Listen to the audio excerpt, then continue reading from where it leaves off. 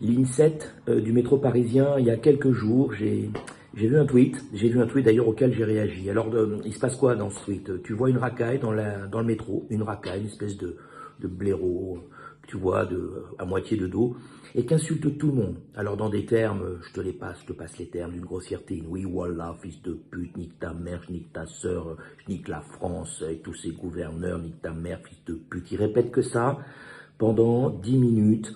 Et les gens lisent leurs journaux, pianotent sur leur téléphone, n'osent rien dire, personne n'ose rien dire. Et le gars, il continue, il insulte tout le monde dans les termes qu'on vient d'évoquer. Alors,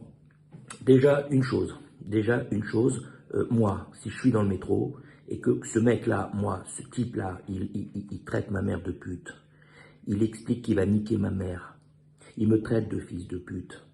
Moi, ce type-là, tu vois, ben avec mes 95 kilos, pas complètement pourri, je vais l'attraper, je vais le soulever, je vais lui mettre des tartes et je vais le sortir de la rame de métro avec un regard qui lui donnera pas envie de remonter dedans, tu vois, déjà et d'une. Alors, d'autres, j'espère, le feraient aussi.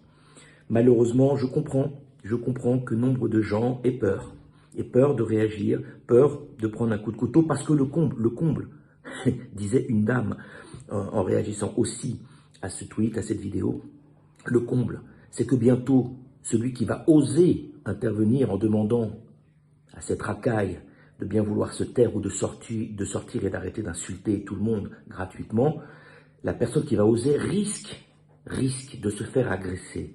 Et on ira bientôt trouver toutes les excuses à la racaille en expliquant que c'est pas de sa faute, qu'il faut pas lui en vouloir, qu'il faut pas faire une généralité. Bien sûr qu'il faut pas faire une généralité.